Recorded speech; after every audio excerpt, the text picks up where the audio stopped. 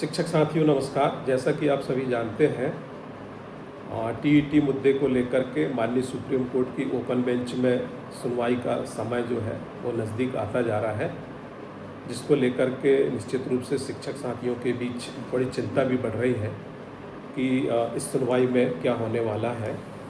तो निश्चित रूप से शिक्षक साथियों की जो चिंता है वो जायज़ है, क्योंकि प्रदेश के लगभग 1,60,000 शिक्षकों के भविष्य से जुड़ा ये मामला है और इस विषय की गंभीरता को देखते हुए ही ट्राइबल वेलफेयर टीचर्स एसोसिएशन शुरू से इस मामले पर सक्रिय है और माननीय सुप्रीम कोर्ट में भी एसोसिएशन के द्वारा रिव्यू पिटीशन फाइल की गई है और जिसकी सुनवाई 13 मई को जो है होना है। और विषय की ही गंभीरता को देखते हुए एसोसिएशन ने सीनियर एडवोकेट श्री रविशंकर झा जी को नियुक्त किया है, चूँकि वो पंजाब और हरियाणा हाई कोर्ट में चीफ जस्टिस रह चुके हैं। तो निश्चित रूप से उनके इस अनुभव का और उनके इतने बड़े जो लंबे पीरियड तक जबलपुर हाई कोर्ट में भी जज रहे हैं, तो उनकी इस वरिष्ठता का लाभ जो है निश्चित रूप से हमारे शिक्षक साथियों को मिलेगा और उनकी अगुवाई में हम निश्चित रूप से टीईटी के इस बंधन से मुक्त होंगे। सामान्य रूप से सोशल मीडिया में बहुत सारे अपडेट टीईटी और सुप्रीम कोर्ट में चल रही सुनवाई को लेकर के आते रहते हैं और ज़्यादातर अपडेट जो है वो सुनवाई की तारीखों को लेकर के और प्रक्रियाओं को लेकर के ज़्यादा आते हैं, लेकिन वास्तव में ऐसे कौन से तथ्य हैं जिनसे हम सुप्रीम कोर्ट में इस टीईटी की अनिवार्यता से हमको मुक्ति मिल सकती है, इसको लेकर के बहुत कम अपडेट्स जो हैं वो सामने आते हैं। मैंने इसके पहले भी अपने वीडियो के माध्यम से उन बिंदुओं पर पहले चर्चा कर चुका हूँ। आज फिर से कुछ नए तथ्यों के साथ मैं अपनी बात यहाँ पर रखना चाहूँगा और इस टीईटी के मुद्दे में जो घटनाक्रम तारीख वाइज जो चला है उस हिसाब से मैं आज अपनी बात यहाँ पर रखना चाहता हूँ।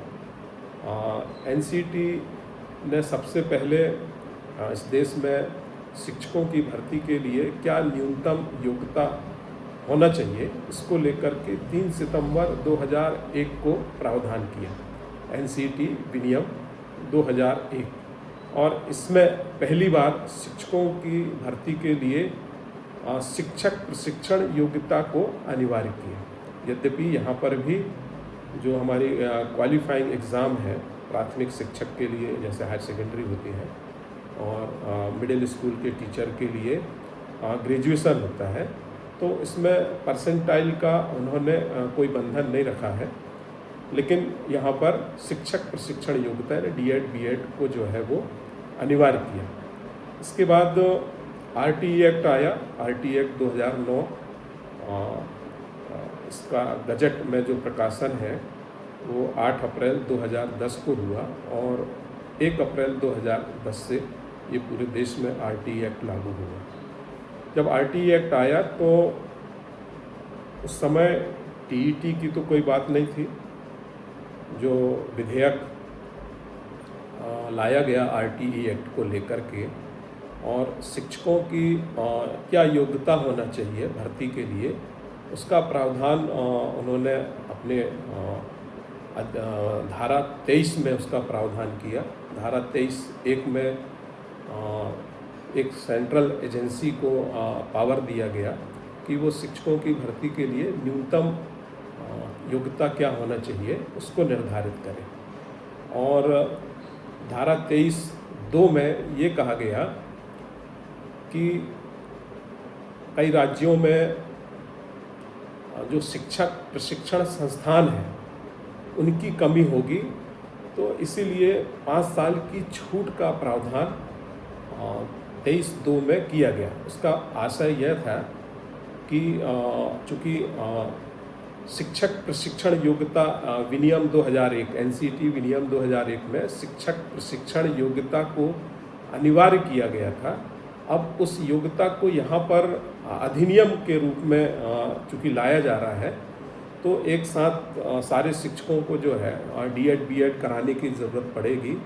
तो इसीलिए संस्थानों की कमी को देखते हुए उसमें यह उल्लेख किया गया कि 5 साल तक छूट रहेगी। मतलब सरकारें जो है चाहे तो बिना अप्रशिक्षित शिक्षकों को भी नियुक्त कर सकती है, लेकिन 5 साल के अंदर उनको शिक्षक प्रशिक्षण योग्यता दिलाना अनिवार्य होगा। तो यहाँ पर निश्चित रूप से हम कह सकते हैं शिक्षक प्रशिक्षण योग्यता तो नहीं लिखा, लेकिन यहाँ पर ये लिखा कि जो न्यूनतम योग्यता होगी, जो एनसीटी के द्वारा जो न्यूनतम योग्यता निर्धारित की जाएगी, उससे 5 साल के अंदर शिक्षकों को अर्जित करना पड़ेगा। तो यहाँ पर जो इन सर्विस टीचर्स हैं उनके लिए कहा गया। इसको लेकर के बहुत भ्रम होता है। कई शिक्षक या कई संगठन इसको ये कहते हैं कि यहाँ पर कोई उल्लेख इन सर्विस टीचर्स के लिए नहीं है। ऐसा नहीं है। यहाँ पर इन सर्विस टीचर्स के लिए न्यूनतम योग्यता 5 साल के अंदर अर्जित करने को कहा गया है। अब यहाँ पर एकदम स्पष्ट रूप से तो ये नहीं कहा गया है कि कौन सी योग्यता 5 साल के अंदर निर्धारित कौन सी योग्यता 5 साल के अंदर शिक्षकों को प्राप्त करना पड़ेगा। यहाँ पर सिर्फ न्यूनतम योग्यता का उल्लेख है और वह न्यूनतम योग्यता धारा 23(1) के अनुसार एनसीटीई निर्धारित जो करेगा। तो जब तक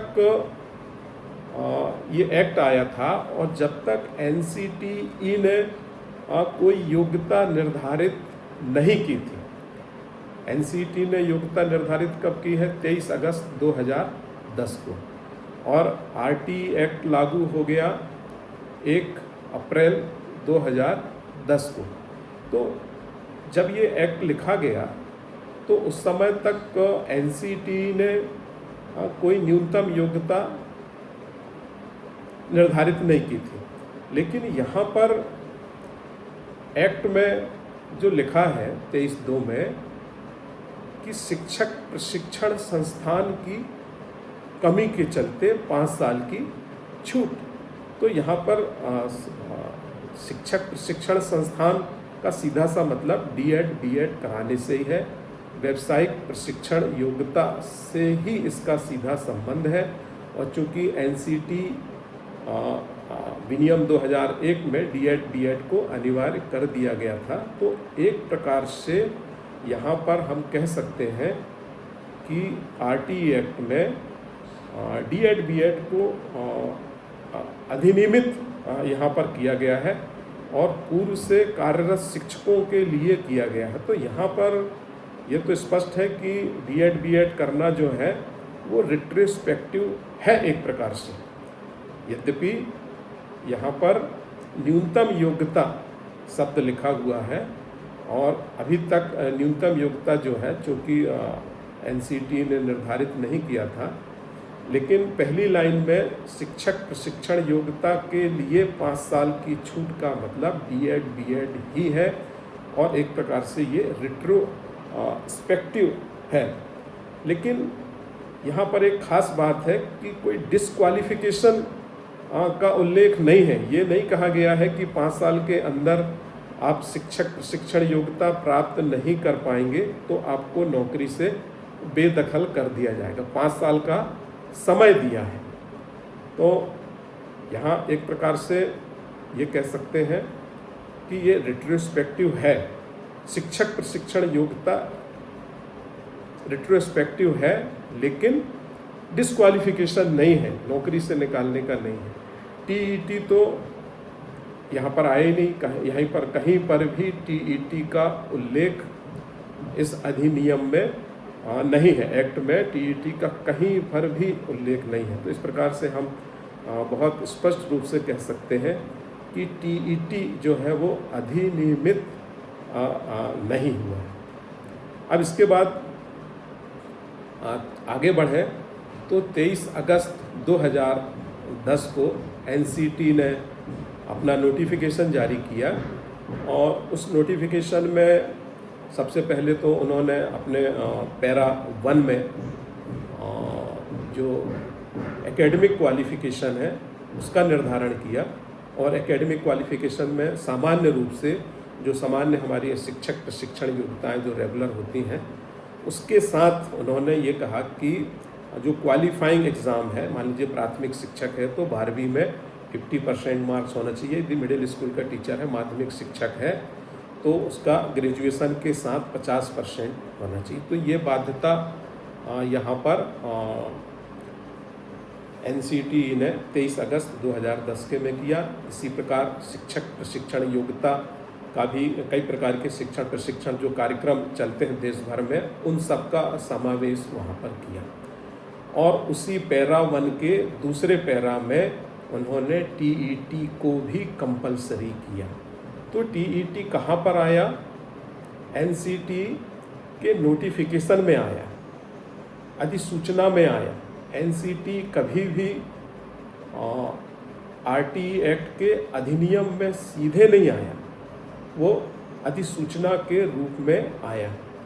अब इसी के आगे बढ़े तो इसी अधिसूचना के पैरा 4 और पैरा 5 में, पैरा 4 में उन शिक्षकों के, विशेष रूप से पैरा 4A में उन शिक्षकों के लिए छूट दे दी जो 3 सितंबर 2001 के बाद नियुक्त हुए हैं। 3 सितंबर 2001 से लेकर के RTE एक्ट के लागू होने तक जो भी शिक्षक नियुक्त हुए हैं वहाँ पर स्पष्ट रूप से छूट का प्रावधान कर दिया, और ये कह दिया कि NCT विनियम 2001 की यदि वो योग्यता रखते हैं तो पैरा 1 में जो उल्लेख है न्यूनतम योग्यता का, एक तो एकेडमिक क्वालिफिकेशन में जो 50% की बाध्यता यहाँ पर कर दी गई, उससे छूट मिल गई, और दूसरा जहाँ पर TET का उल्लेख कर दिया पैरा 1 खा में,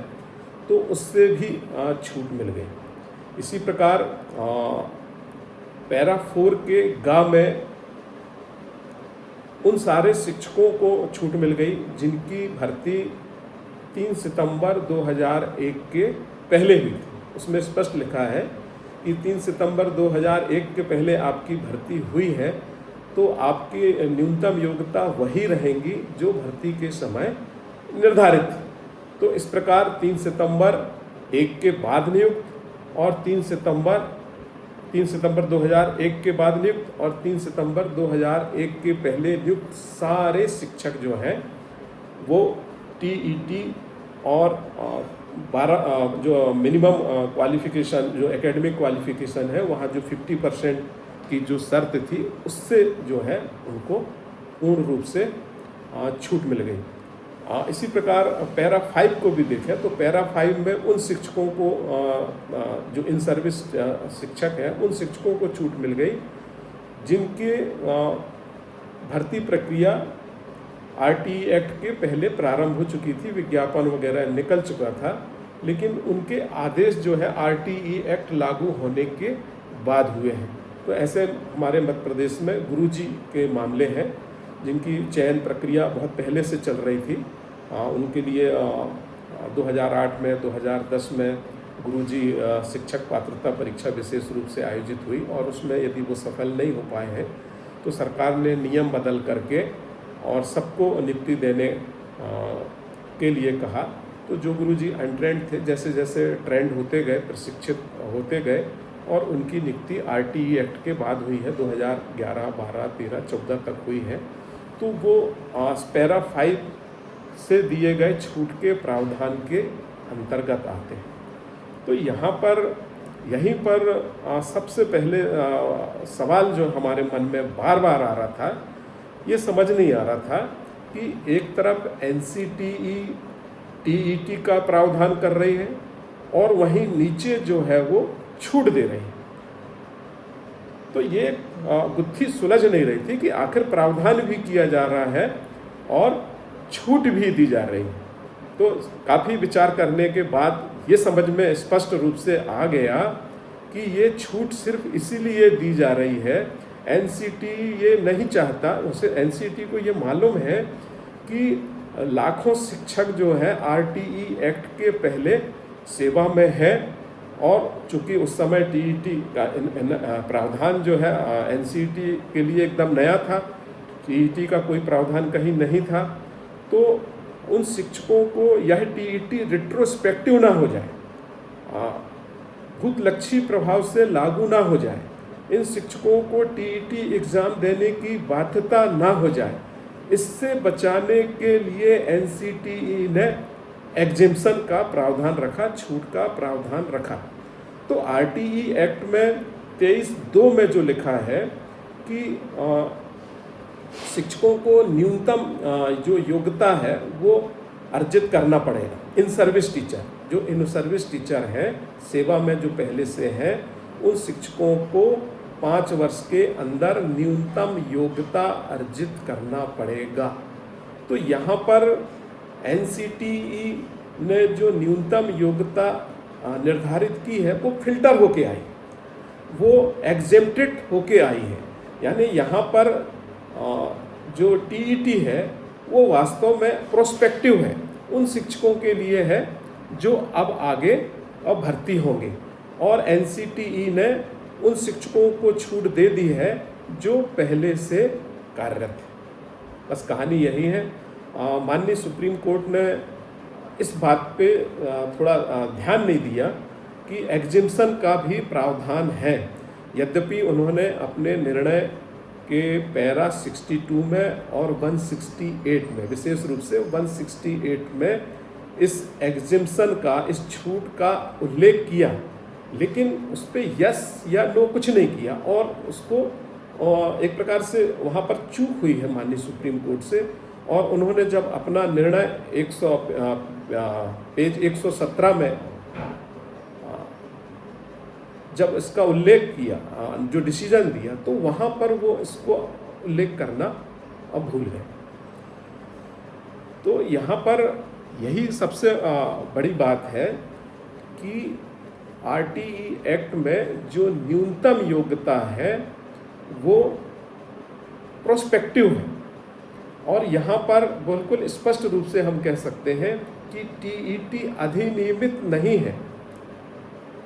टीईटी अधिसूचना के माध्यम से आरटीई एक्ट में इसका उल्लेख है। और चूँकि माननीय हमारे वकील साहब ने एक बार कहा था, हालांकि मुझे कहीं पढ़ने को नहीं मिला, लेकिन उन्होंने कहा था कि माननीय सुप्रीम कोर्ट ये मानती है कि एनसीटीई को टीईटी से छूट देने का राइट नहीं है। तो निश्चित रूप से यदि टीईटी अधिनियमित होता, एक्ट में लिखा होता और स्टैच्यूटरी होता, तो एनसीटी को पावर नहीं था। लेकिन कहीं पर भी एक्ट में जो टीईटी है वो स्टैच्यूटरी रिक्वायरमेंट नहीं है, और टीईटी जो है वो अधिसूचना से आया हुआ है, और अधिसूचना एनसीटी की ही है, और एनसीटी ही ने उसको एग्जेम्प्टेड कर दिया है। तो जब एग्जेम्प्टेड हो गया है तो आरटीई एक्ट में वो रेट्रोस्पेक्टिव नहीं है, प्रोस्पेक्टिव है। तो एकदम ये क्लियर है।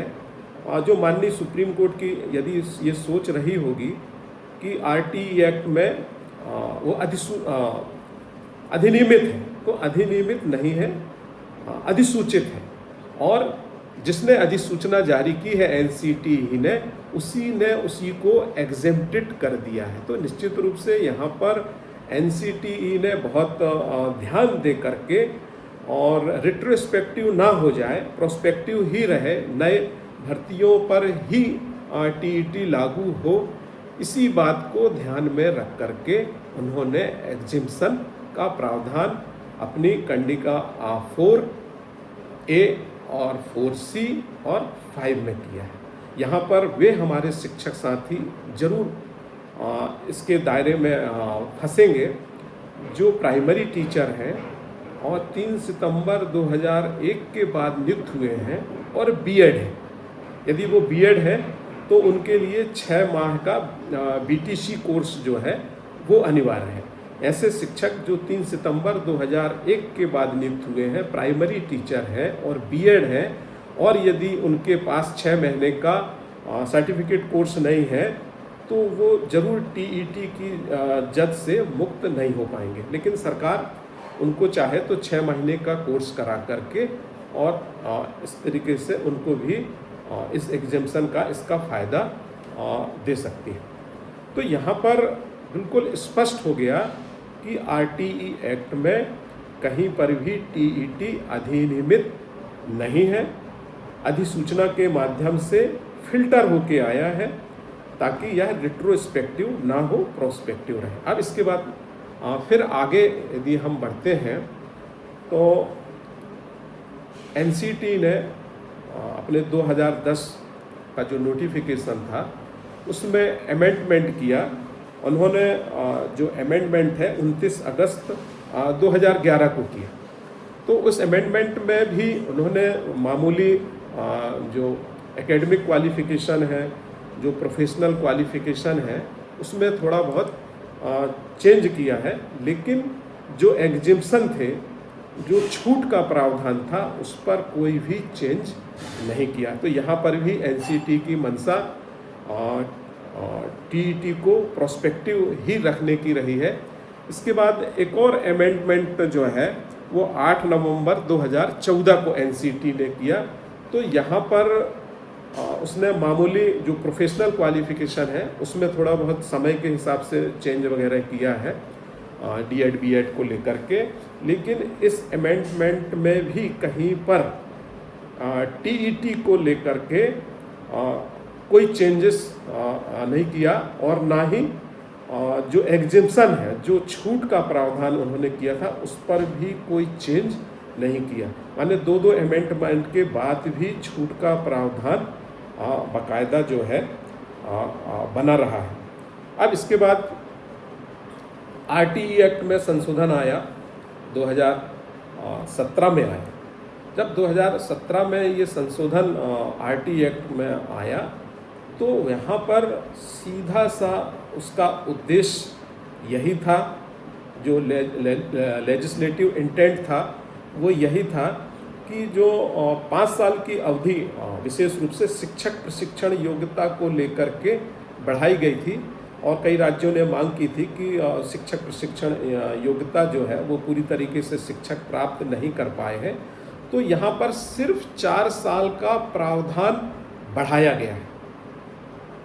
5 साल से 4 साल का सिर्फ प्रावधान बढ़ाया गया, इसके अलावा कोई भी बात यहाँ पर नहीं की गई है। बल्कि जब ये विधेयक लाया गया तो उस समय हमारे मानव संसाधन विकास मंत्री श्री प्रकाश जावड़ेकर जी थे, और उन्होंने जो statement of objects and reasons जब प्रस्तुत किया विधेयक में, तो उन्होंने जो फोर्स किया है 4 साल के अंदर के लिए, वो शिक्षक प्रशिक्षण योग्यता के लिए ही किया है।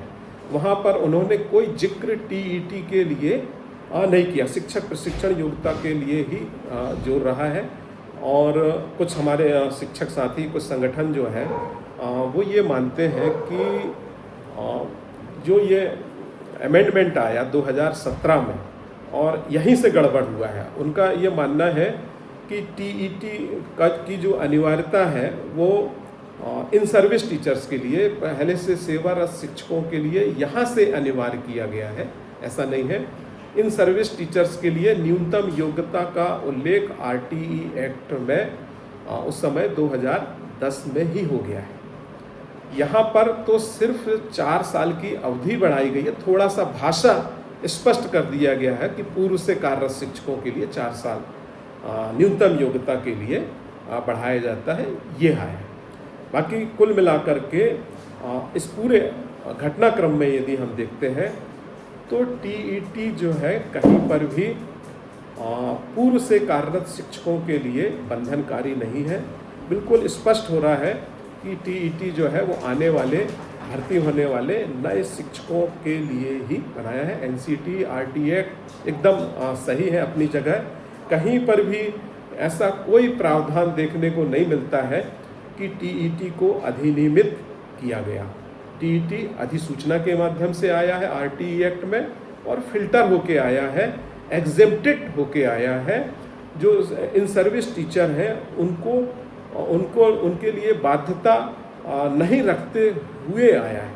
तो इस प्रकार इस केस में जीतने के लिए यही लाइन बहुत पर्याप्त है कि आरटीई एक्ट में जो टीईटी है वो अधिनियमित नहीं है, अधिसूचना के माध्यम से आया है और एग्जेम्प्टेड होके आया है।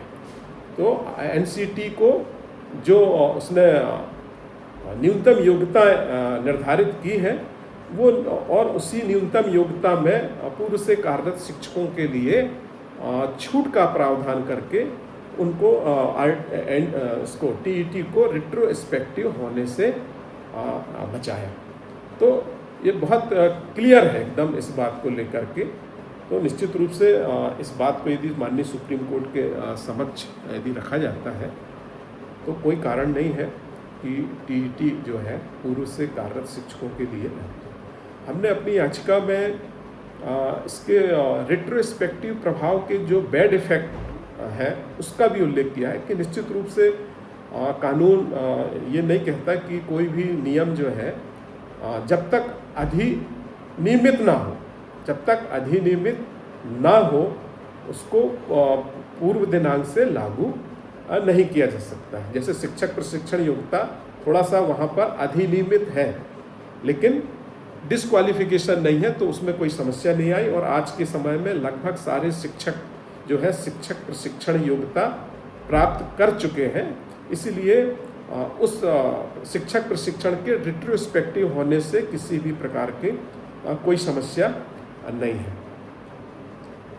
अब यहाँ पर माननीय सुप्रीम कोर्ट ने टीईटी को रिट्रोस्पेक्टिव कर दिया, पूर्व से कार्यरत सभी शिक्षकों के लिए अनिवार्य कर दिया कि 2 वर्ष के अंदर वो टीईटी उत्तीर्ण करें, अन्यथा उनको जो है नौकरी से बाहर कर दिया जाएगा।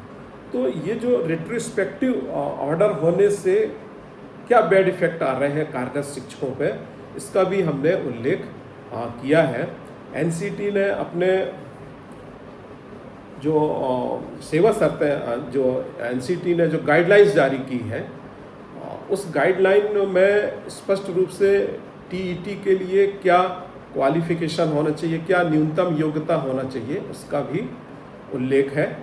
तो उसमें तो साफ लिखा है कि टीईटी के लिए जो है जो क्वालिफाइंग एग्ज़ाम है उसमें 50% मार्क्स होना चाहिए। तो हमारे जो भर्ती हुई थी, भर्ती के समय 50% की कोई बाध्यता नहीं थी, तो बहुत सारे शिक्षक ऐसे हैं जिनके परसेंटेज 50% से कम है, तो वो टीईटी में बैठने के लिए ही अपात्र हो गए हैं। तो ये एक बैड इफेक्ट इस रेट्रोस्पेक्टिव ऑर्डर के कारण सामने आएगा। ये एक बहुत अपने आप में बड़ी समस्या है। और एक चीज़ थोड़ा सा मैं और कहना चाहूँगा यहाँ पर, ये 50% वाली जब बात आई है तो आरटीई एक्ट में जो लिखा है वो मिनिमम क्वालिफिकेशन लिखा है कि आपको 5 वर्ष के अंदर मिनिमम क्वालिफिकेशन प्राप्त करना पड़ेगा कार्यरत शिक्षकों को। टीईटी स्पेशली नहीं लिखा है। मिनिमम क्वालिफिकेशन में आपका एकेडमिक क्वालिफिकेशन आवश्यक है और एनसीटी ने उसमें 50% का प्रावधान रख दिया, मिनिमम 50% होना चाहिए। तो यहाँ पर एक प्रश्न तो ये बिल्कुल स्पष्ट रूप से उठता है कि जब आरटीई एक्ट में कहीं पर भी टीईटी का उल्लेख नहीं है, मिनिमम क्वालिफिकेशन का उल्लेख है, तो फिर माननीय सुप्रीम कोर्ट ने अपने पैरा 217 में टीईटी का उल्लेख क्यों किया? वहाँ पर उनको कहना चाहिए था कि 2 साल के अंदर शिक्षक जो है वो न्यूनतम योग्यता को अर्जित करें, क्योंकि आरटीई एक्ट में न्यूनतम योग्यता लिखा है। और जो शिक्षक 50% से कम मार्क्स वाले थे, चाहे वो 12वीं में हो, चाहे 3 साल का जो कोर्स होता है ग्रेजुएशन उसमें हो, और उनको 2 साल के अंदर जो है वो 50% मार्क्स जो है वो लाने पड़ते, फिर से उनको 12वीं की परीक्षा देनी पड़ती, फिर से उनको स्नातक की परीक्षा देनी पड़ती, और इस प्रकार श्रेणी सुधार करके 50% मार्क्स उनको लाने पड़ते हैं। तो ये प्रश्न यहाँ पर ये है कि माननीय सुप्रीम कोर्ट ने न्यूनतम योग्यता की बात ना कह करके और सिर्फ टीईटी की बात की है। तो यदि एक्ट में न्यूनतम योग्यता लिखा है तो निश्चित रूप से माननीय सुप्रीम कोर्ट को न्यूनतम योग्यता की बात करना चाहिए था। तो कहीं ना कहीं ये बात गले नहीं बैठती है कि कोई शिक्षक जो है फिर से 12वीं की परीक्षा दे और फिर से स्नातक की परीक्षा दे, 2 साल में वो 3 साल का पाठ्यक्रम पूरा करे। ये बात कहीं से सही नहीं है। जब ये बात सही नहीं है तो टीईटी की बात फिर कैसे सही हो सकती है, क्योंकि न्यूनतम योग्यता में टीईटी और मिनिमम एकेडमिक क्वालिफिकेशन ये दोनों है, और साथ में प्रोफेशनल क्वालिफिकेशन, तीनों चीज़ें हैं। लेकिन माननीय सुप्रीम कोर्ट ने सिर्फ टीईटी किस आधार पर अनिवार्य किया, ये भी माननीय सुप्रीम कोर्ट के समक्ष इस बात को रखा जाना चाहिए। मैं आगे बात कर रहा था कि इस टीईटी के रिट्रोस्पेक्टिव होने से क्या क्या बैड इफ़ेक्ट आ रहे हैं। उसमें एक और बैड इफ़ेक्ट ये है कि हमारे मध्य प्रदेश शासन के द्वारा विशेष पिछड़ी जनजाति जो है, बैगा है, भारिया है, सहरिया है, इनको अपलिफ्ट करने के लिए, इनका आर्थिक रूप से, सामाजिक रूप से उन्नयन करने के लिए इनको बहुत सारे विभागों में बिना चयन प्रक्रिया के नियमों को शिथिल करते हुए यदि वो न्यूनतम अर्हता रखते हैं तो नौकरी में रखने का प्रावधान किया गया। और बहुत सारे हमारे शिक्षक जो हैं बिना भर चयन प्रक्रिया के इस सेवा में है, और इसको हमने माननीय सुप्रीम कोर्ट में उसको रखा भी है कि हमारे मंडला जिले का विकास खंड नारायणगंज के 12 शिक्षक ऐसे हैं जो एक समय बैगा जाति के हैं और बिना चयन प्रक्रिया के उनका सिलेक्शन हुआ है। इसी प्रकार अनूपपुर जिले से भी हमने एक सूची लगाई है, 15 शिक्षक करीब हैं उसमें, कि बिना चयन प्रक्रिया के इनकी भर्ती शासन ने विशेष भर्ती प्रक्रिया के तहत इनकी की है। अब इनकी टीईटी माननीय सुप्रीम कोर्ट के आदेश से यदि होगी तो अंजाम क्या होगा हम सबको मालूम है। तो जब ऐसे शिक्षक इस टीईटी को पास नहीं कर पाएंगे और सेवा से बाहर हो जाएंगे तो जो सोच सरकार की रही है फिर उसका क्या होगा। तो ये भी एक बहुत बैड इफ़ेक्ट है। और तीसरा ये देखें कि हमारा मध्य प्रदेश में 2005 के बाद से शिक्षक पात्रता परीक्षा का आयोजन होता रहा है, और जो एनसीटी की मंशा रही है कि अच्छे क्वालिटी वाले शिक्षा बने, तो एनसीटी के द्वारा आयोजित परीक्षा और इस परीक्षा में कोई विशेष अंतर नहीं है। अब एक बार शिक्षक पात्रता परीक्षा दे करके जब ये शिक्षक नियुक्त हो गए हैं तो फिर से इनकी शिक्षक पात्रता परीक्षा यदि ली जाती है तो निश्चित रूप से ये गलत है। तो चूँकि कोई भी नियम बैकडेट से लागू होगा तो इस प्रकार की बहुत सारी समस्याएं आएंगी। इसी प्रकार अनुकंपा नियुक्ति के मामले भी हैं। ये सब शिक्षक भी बिना चयन प्रक्रिया के भर्ती हुए हैं। अब इनकी टीईटी लेंगे तो निश्चित रूप से कई समस्याएं जो हैं खड़ी होंगी। एक और विशेष बात यहाँ पर हमने उल्लेख किया है कि मध्य प्रदेश में छात्रावास अधीक्षकों के 100% पद खाली हैं और छात्रावासों में इन शिक्षकों से ही काम लिया जा रहा है। विशेष रूप से हमारे जो नॉन ट्राइबल ज़िले हैं वहाँ पर तो शिक्षक जो है वो छात्रावास का ही काम पूर्ण रूप से देखते हैं, वो पढ़ाई लिखाई से बहुत दूर है। अब ऐसे शिक्षकों की टीईटी लेना और फिर उनके सामने नौकरी का संकट खड़ा होना, ये सब रेट्रोस्पेक्टिव आदेश के जो है बैड इफ़ेक्ट है। हमने अगले तीसरे चरण में इस बात को भी रखा है कि माननीय सुप्रीम कोर्ट ने अपने पैरा 217 में जो ये कहा है कि जो शिक्षक टीईटी पास नहीं कर पाएंगे 2 साल में उनको सेवा से पृथक होना पड़ेगा, और इस दंड को थोड़ा सा उन्होंने डाइल्यूट करने के लिए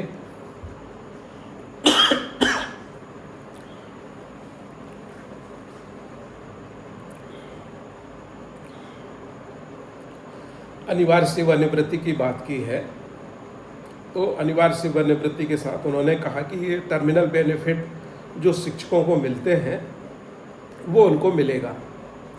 तो यहाँ पर मध्य प्रदेश के संदर्भ में यदि हम देखें तो यहाँ 90% शिक्षक जो है शिक्षाकर्मी और अध्यापक संवर्ग से 2018 में नियमित शासकीय शिक्षक बने हैं। तो इनकी सेवा अवधि की जो गणना है वो 2018 से काउंट होने के कारण इनको जो टर्मिनल बेनिफिट्स हैं वो ना के बराबर हैं। पेंशन यदि देखी जाए तो अभी की स्थिति में पेंशन जो है वो प्रति माह जो है 2,000-2,500 के आसपास मिल रही है। यदि इनको सर्विस के 20 से पृथक किया जाएगा तो ये पेंशन 1,000-1,500 से ज़्यादा इनको नहीं मिलने वाली है। तो हमने शिक्षकों के ऐसे पेंशन बॉन्ड भी माननीय सुप्रीम कोर्ट को दिखा रहे हैं। इसी प्रकार ग्रेजुटी को भी देखा जाए तो ग्रेजुटी भी मुश्किल से 1.5 लाख के आसपास मिल रही है और 20 सर्विस से छोड़ेंगे तो वो उससे भी कम हो जाएगी। तो ग्रेजुटी के पेपर्स भी हमने माननीय सुप्रीम कोर्ट को दिखा रहे हैं कि मध्य प्रदेश में जो 90% शिक्षक हैं वो टर्मिनल बेनिफिट उनके लिए ना के बराबर है। और ऐसे बहुत सारे हमारे शिक्षक हैं जिन्होंने अपनी लंबी सर्विस को देखते हुए कि हमारी सेवाएं अभी 10 वर्ष बची हैं, 15 वर्ष बची है, तो बैंक से शिक्षा के लिए या मकान के लिए जो है बड़ा लोन वगैरह उन्होंने लेके रखा है और उसकी बड़ी किस्त जो है वो प्रति माह उनके द्वारा जमा की जा रही है। तो यदि ये सारे शिक्षक इस प्रकार सेवा से पृथक होंगे तो निश्चित रूप से एक बड़ा संकट जो है वो मध्य प्रदेश के इन 90% शिक्षकों के सामने आने वाला है। यद्यपि माननीय सुप्रीम कोर्ट ने अपने पैरा 215 में इस बात का उल्लेख किया है कि उनका यह निर्णय जो है अव्यावहारिक भी है और समस्याएं पैदा करने वाला भी है, लेकिन कानून का पालन करना जरूरी है। इस बात को कहते हुए उन्होंने इस आदेश को किया है। तो निश्चित रूप से मध्य प्रदेश के मामले में एक बड़ा संकट जो है शिक्षकों के सामने आएगा। आज जब से ये माननीय सुप्रीम कोर्ट ने आदेश जारी किया है, मुझे नहीं लगता कि जैसे कि कोर्ट ने ये कहा है कि ये बच्चों के भविष्य को लेकर के महत्वपूर्ण है, ये अच्छी क्वालिटी वाले शिक्षक इसमें टीईटी के माध्यम से आएंगे। तो ये सर्वथा इस मामले में पूर्व से कार्यरत शिक्षकों के मामले में एकदम हम सही नहीं कह सकते हैं, क्योंकि यहाँ 15 साल 20 साल का अनुभव जो है वो ज़्यादा मायने रखता है बजाय टीईटी के।